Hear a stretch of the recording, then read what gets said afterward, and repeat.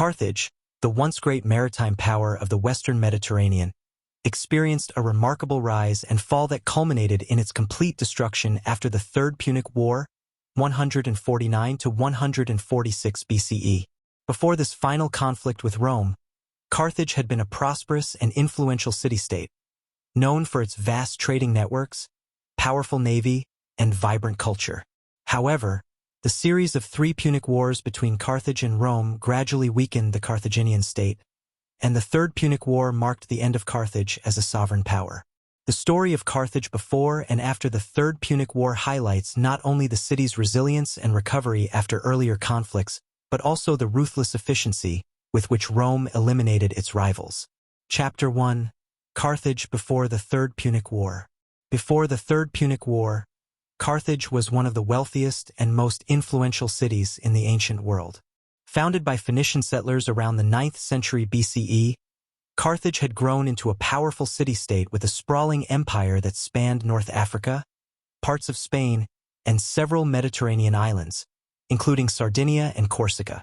Its strategic position on the coast of modern-day Tunisia made it a hub for trade, connecting the markets of the Mediterranean with Africa and the Near East.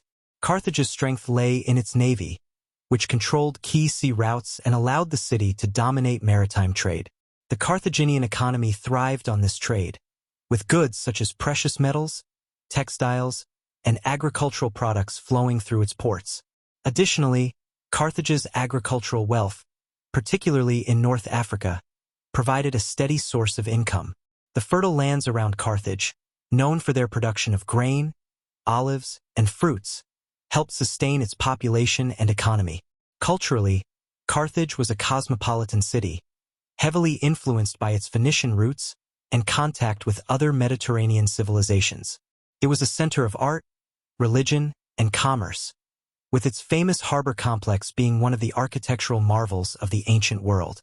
Carthage's political system was oligarchic, with a powerful ruling elite of wealthy merchants and landowners. However, the outcome of the Second Punic War, 218 to 201 BCE, had a profound impact on Carthage. After Hannibal Barca's failed campaign in Italy and the defeat at the Battle of Zama in 202 BCE, Carthage was forced to surrender its territories outside Africa and pay a massive indemnity to Rome. The city was also prohibited from waging war without Roman approval, significantly curtailing its military power. Despite these setbacks, Carthage managed to recover economically in the decades following the Second Punic War, regaining much of its former prosperity through trade and agriculture.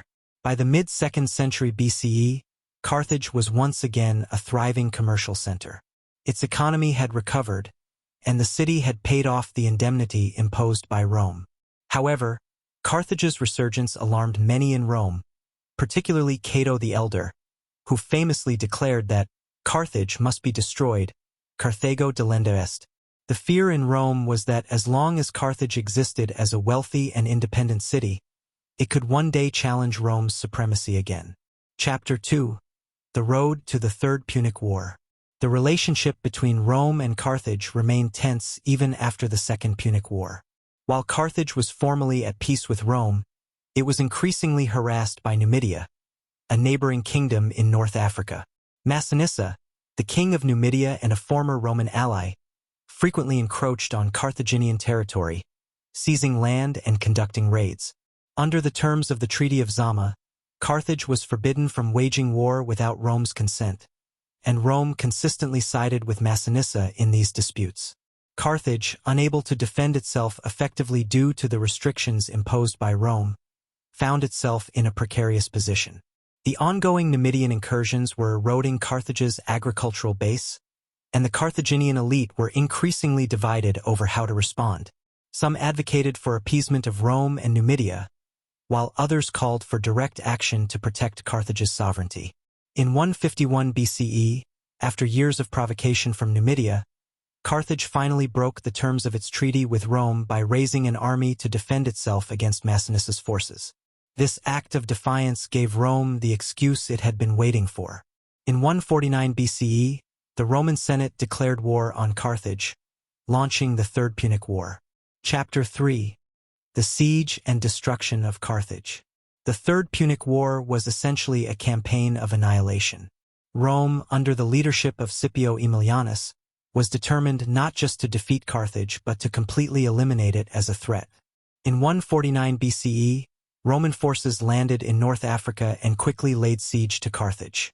The city, although weakened by years of conflict with Numidia, mounted a fierce defense. The siege of Carthage lasted for nearly 3 years, from 149 BCE to 146 BCE. Carthage's defenses were formidable, with massive walls and a large population ready to fight for their survival.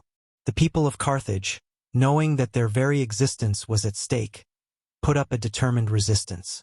Men, women, and even children worked tirelessly to build weapons, reinforce the city's defenses, and withstand the Roman assault.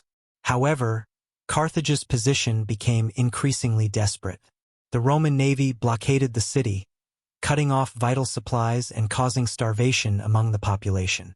Disease and famine ravaged the city, but the Carthaginians refused to surrender. In 146 BCE, after 3 years of brutal siege warfare, the Romans finally breached Carthage's walls. The final assault on the city was devastating. The Romans, led by Scipio Aemilianus, systematically destroyed Carthage, engaging in horrific street-to-street fighting. The Carthaginians made their last stand in the Bursa, the citadel at the heart of the city, but they were overwhelmed by the superior Roman forces. The destruction of Carthage was total. The city was burned to the ground, and its population was either killed or sold into slavery. According to ancient sources, around 50,000 survivors were taken as slaves, and the city itself was completely razed. Some accounts claim that the Romans sowed salt into the land to prevent anything from growing there again, although this is likely a myth intended to emphasize the thoroughness of Carthage's destruction. Chapter 4. Carthage after the Third Punic War. After the destruction of Carthage, the once great city was no more. This territory was annexed by Rome and became the Roman province of Africa. The fertile lands that had once fueled Carthage's wealth and prosperity were now Roman estates, worked by slaves to produce grain and other agricultural goods for Rome. The ruins of Carthage stood as a stark reminder of Roman power and the fate of those who opposed the Republic. The site of the city remained largely abandoned for over a century, though eventually, under the Roman Empire, a new city would be built on the same location.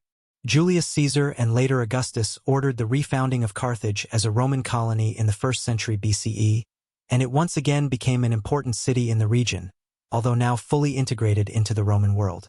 Despite its destruction, the legacy of Carthage endured in the historical memory of both Rome and the Mediterranean world. Carthage had been a center of trade, culture, and innovation, and its contributions to maritime technology, agriculture, and art continued to influence the Mediterranean long after its fall. Chapter 5. The Legacy of Carthage and the Punic Wars. The fall of Carthage marked the end of one of the greatest rivalries in ancient history. The Punic Wars, spanning over a century, had been a titanic struggle between two very different civilizations. Rome, a land-based military republic, and Carthage, a maritime trading empire.